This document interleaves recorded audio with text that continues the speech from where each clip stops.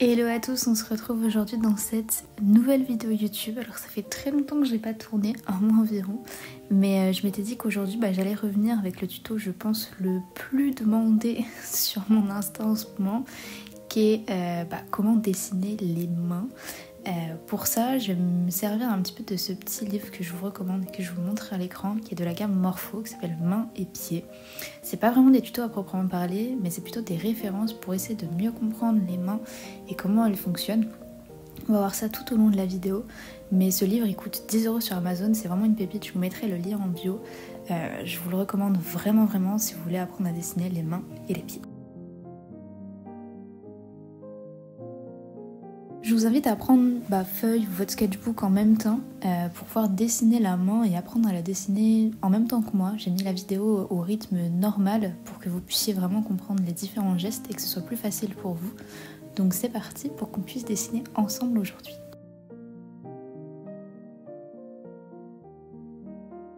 Vous allez commencer par dessiner un grand rectangle que vous allez diviser en deux par sa hauteur pour former deux carrés de taille identique, à peu près, on s'en fiche, on n'est pas là pour faire au centimètre près, mais en fait ça va servir tout simplement parce que votre paume a à peu près la même taille que vos phalanges, du moins que votre phalange la plus haute. Donc c'est un repère assez simple quand on veut dessiner une main.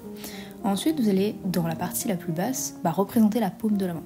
Donc c'est globalement plus simple ce que je dessine à l'écran, mais c'est un petit peu une forme carrée qui est plus basse sur le côté de l'auriculaire et qui a une forme un petit peu plus en triangle du côté où elle va accueillir le pouce en gros. Une fois la paume faite, on va s'attaquer aux phalanges et pour ça on va tracer des arcs de cercle. Alors j'en ai fait 3 mais vous pouvez en faire 2 en réalité puisque vous avez le rectangle en dessous qui sert de base. Le premier arc de cercle correspond à votre première articulation et le deuxième correspond plus ou moins à votre deuxième articulation et vous voyez que vos tailles de phalanges, je vais faire un schéma après, ne sont pas exactement identiques. C'est pour ça que les cercles sont de plus en plus rapprochés et le dernier cercle que j'ai dessiné représente le bout du doigt. C'est pour ça que je dis qu'il n'est pas forcément obligatoire d'être représenté. Sur chaque arc de cercle, vous allez du coup dessiner des petits ronds qui vont représenter les articulations, comme je vous expliquais. Et entre vos articulations, du coup vos phalanges, on va les représenter par des cylindres. C'est pour ça que je vous dis assez souvent sur Instagram que c'est hyper important de maîtriser les volumes, parce que quand je dessine, même encore les mains aujourd'hui ou quoi que ce soit, je découpe tout en volume que je peux comprendre et que je peux plus facilement dessiner. Donc ici ça va être des sphères, ça va être des cylindres. La forme de la paume de la main, on peut dire que c'est à peu près un cube, en grosso. Donc c'est pour ça que c'est hyper important de comprendre les volumes et la répartition et savoir les dessiner pour à peu près représenter ce que vous voulez dans votre vie. Donc une fois que vous avez fait vos différentes formes, vous voyez que la forme de la main elle vient assez facilement en réalité. Il y a une chose que je dessine sur la version finale mais que j'ai pas représentée sur mon schéma étant donné qu'on était de face, c'est qu'en réalité forcément vous avez aussi votre articulation de base au niveau du doigt qui se matérialise par une articulation beaucoup plus grosse parce qu'elle est plus importante. Donc vous avez des ronds à la base de vos phalanges que j'ai pas représenté mais qui sont importants à noter.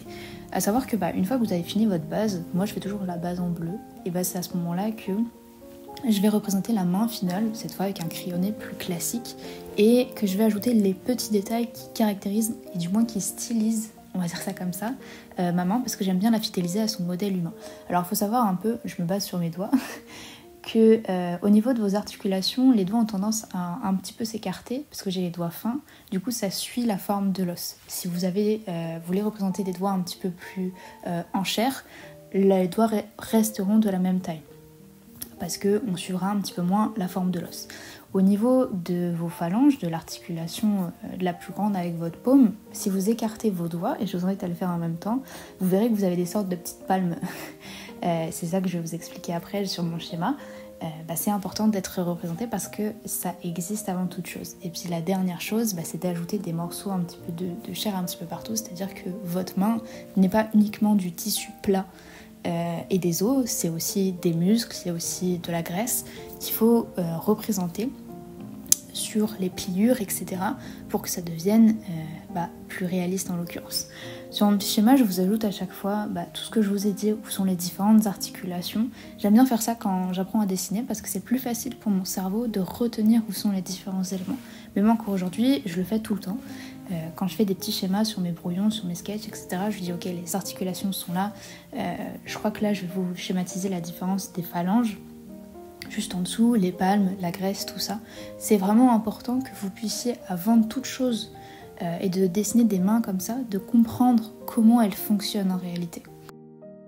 Et là, je vous ai représenté du coup une phalange de profil pour que vous puissiez comprendre à quoi ça correspond. Vous avez du coup vos 3 espaces, vos 3 cylindres entrecoupés de 2 articulations, une qui est plus petite que l'autre, c'est-à-dire que celle qui est au bout, vous pouvez pas la plier toute seule, c'est quasi impossible, c'est ça que j'ai noté. Et la deuxième, quand vous pliez votre articulation, ça entraîne aussi l'autre indirectement. Je sais pas si c'est assez clair, mais si vous faites le schéma avec votre doigt, vous allez comprendre. Je vais ajouter sur mon petit schéma quelque chose qui est assez important pour les phalanges, c'est pourquoi le haut de la phalange est plat, tandis que le bas est assez bombé, et c'est là où il y a tous les plis. C'est pareil pour votre main en réalité. C'est pour une raison qui est très simple, c'est qu'en fait vos os se situent grossièrement sur le dessus. C'est pour ça aussi que votre dessus de main est plus dur que celui d'en dessous. Je me suis tapé en même temps pour illustrer mon propos. C'est pour ça en fait que voilà, votre haut est plat, pareil, votre dos de main est beaucoup plus plat que votre bas de main, et c'est parce que tout simplement vos masses graisseuses et vos tissus musculaires se situent à cet endroit-là, et c'est ça aussi qui crée les différentes pliures et qui permet surtout à la main de se plier. Donc c'est un petit peu important d'avoir ce petit détail et surtout de comprendre bien comment ça fonctionne une main. Je pense que là vous avez à peu près toutes les bases qui la situent, et si vous avez bien compris ça, vous êtes à peu près capable de représenter les mains. Je vous dis pas de les inventer, je parle vraiment de les représenter. Parce que la meilleure façon de dessiner des mains, c'est de représenter tout le temps des mains existantes. Vous ne pouvez pas inventer des modèles, c'est pas possible. Mais à force d'en faire, vous allez être capable par la suite de ne plus avoir besoin de références pour pouvoir les dessiner.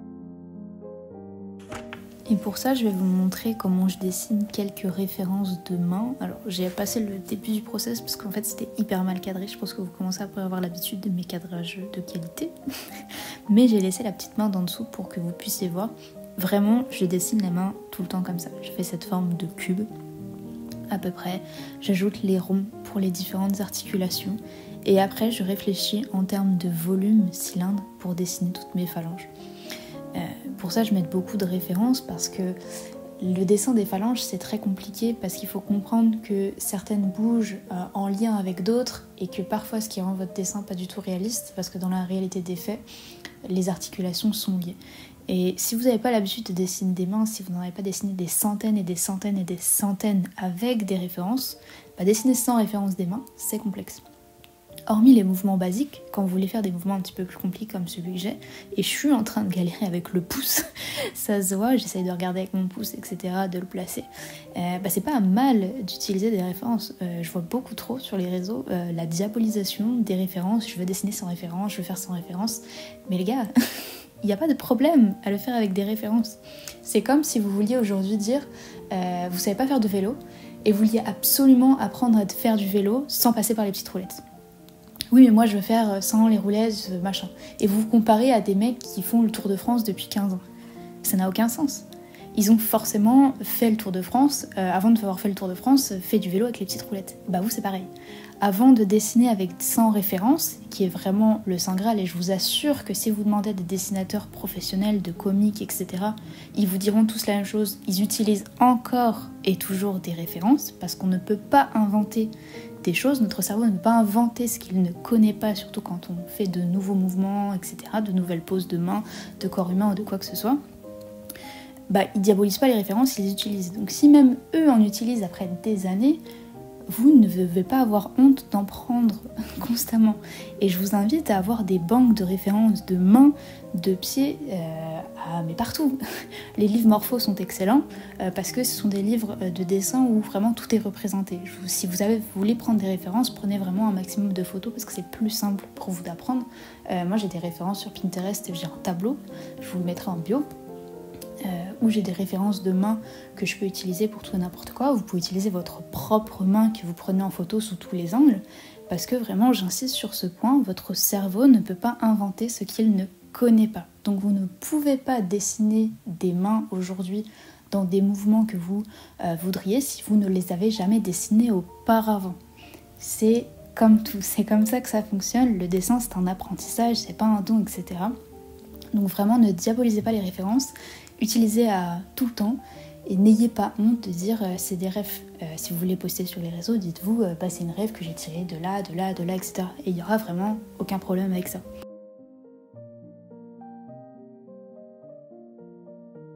J'espère que cette petite explication vous a permis de dédiaboliser et dédramatiser aussi ces références-là, de moins complexer, d'avoir vraiment plus envie de les utiliser pour les progresser.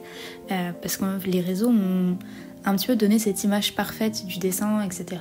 Donc tout le monde est super doué, tout le monde n'a pas besoin d'apprendre, tout ça, alors que c'est complètement faux. Et vous allez voir que j'ai même pas cut la vidéo sur ce passage-là, c'est-à-dire que le pouce que j'ai dessiné, je pense que si vous le regardez là, vous allez comprendre qu'il est très mal fait, parce que ce n'est pas possible. Et c'est la raison la plus simple, c'est-à-dire que j'ai très peu l'habitude de le faire dans ce mouvement-là. Du coup, mon cerveau a galéré à le représenter. Ce que j'ai fait, c'est que je suis partie rechercher de nouvelles références pour me dire mais qu'est-ce que j'ai foutu avec ce pouce. Donc je l'ai enlevé, et avec la référence, je l'ai mieux fait par la suite. Il est beaucoup plus représenté dans sa logique. Est-ce que c'est un mal ? Non. Est-ce que ça m'a permis d'atteindre mon but de dessiner ma main parfaitement ? Oui. Est-ce que du coup j'en suis beaucoup plus heureuse ? Oui. Donc vraiment, utilisez des rêves, s'il vous plaît. Taguez-moi quand vous les utilisez, faites ce que vous voulez. Mais vraiment, ça me tient hyper à cœur de dédramatiser ça, et j'en parle souvent sur mes réseaux, parce que c'est un petit peu la bête noire du dessin que j'ai remarqué depuis maintenant des années. En tout cas, je parle souvent de mes réseaux, je parle souvent de mon Insta, je vous mets mon petit Insta sur le côté d'ailleurs si vous voulez me suivre. Je fais beaucoup de posts, je fais beaucoup de tutos aussi de dessin, beaucoup plus accélérés que celui-là, on s'entend bien évidemment. Vous pouvez d'ailleurs retrouver la version réelle de cette main si vous voulez l'enregistrer sur les réseaux, si ça peut vous aider. En tout cas, moi, c'était avec plaisir de vous accompagner dans cette vidéo d'aujourd'hui. Je vais vous laisser avec quelques petits shots déjà de la vidéo du jour et quelques mains que j'ai dessinées qui m'ont permis, avec les rêves, etc., de l'habitude, ce à quoi vous pourrez un jour arriver à faire avec de la pratique sans aucun souci. En tout cas, moi, je vous fais de gros bisous et je vous dis à la prochaine.